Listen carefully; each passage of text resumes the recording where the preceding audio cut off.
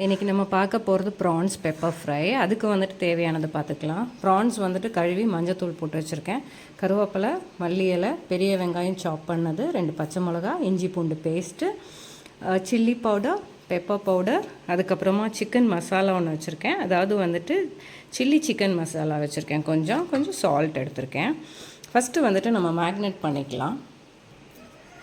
Chilli chicken masala add பண்ணியிருக்கேன். Salt தேவையான அளவு, இஞ்சி பூண்டு பேஸ்ட்டு, சில்லி பவுடரும் பெப்பர் பவுடரும் ஆட் பண்ணியிருக்கேன். இதை வந்து நல்லா மிக்ஸ் பண்ணி விட்டுருங்க. மிக்ஸ் பண்ணும்போது கொஞ்சம் ஆயில் ஆட் பண்ணிக்கிறேன். ஆயில் ஆட் பண்ணிங்கன்னா மசாலா வந்து பிரிஞ்சு வராது. அதுக்காக அதையும் நல்லா மிக்ஸ் பண்ணிக்கோங்க. மசாலா நல்லா மிக்ஸ் ஆகிடுச்சு. ஒரு 45 மினிட்ஸ் நம்மளுக்கு இது ஊறட்டும். அதுக்கப்புறமா நம்ம ஃப்ரை பண்ணிக்கலாம். இப்போ பேனை வச்சு நம்ம எண்ணெய் ஊற்றிடலாம். இப்போ வந்துட்டு எண்ணெய் சூடாகிடுச்சு. நம்ம ஒரு ப்ரான்ஸை ஆட் பண்ணிக்கலாம்.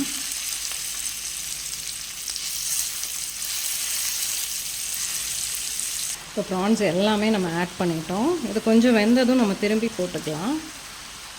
குக்கிங் டைம் வந்துட்டு ஒரு 3 to 4 மினிட்ஸ் தான், அதிகமாகலாம் இருக்காது. இல்லாட்டி ஒரு மேக்ஸிமம் 5 மினிட்ஸ். அதுக்குள்ளார நீங்கள் வந்துட்டு அது வெந்துருச்சுன்னா நம்ம டக்குன்னு எடுத்துடணும். இல்லாட்டியும் ரப்பர் மாதிரி ஆகிடுச்சுன்னா சுத்தமாக நம்மளால் அதை சாப்பிடவே முடியாது. அது மட்டும் கவனமாக பார்த்துக்கோங்க. போட்டு ஒரு 2 மினிட்ஸில் மறுபடியும் இதை திருப்பி விட்டுருங்க. இப்போ பார்த்தீங்கன்னா நம்மளுக்கு ப்ரான்ஸ் வெந்துருச்சு. இதை நம்ம வேறு ஒரு பேனில் மாற்றிட்டு அதுக்கப்புறமா இதுலேயே வந்துட்டு நம்ம வெங்காயம்லாம் வணக்கிக்கலாம்.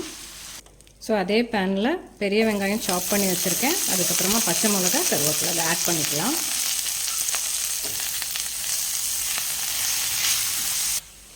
இப்போ இது வணங்கிடுச்சு. இதில் வந்துட்டு நம்ம ப்ரான்ஸ் ஃப்ரை பண்ணி வச்சுருக்கோம் இல்லையா, அதை ஆட் பண்ணிக்கலாம். அதை ஆட் பண்ணிவிட்டு லைட்டாக பெப்பர் வந்துட்டு மேலே ஆட் பண்ணிக்கலாம்.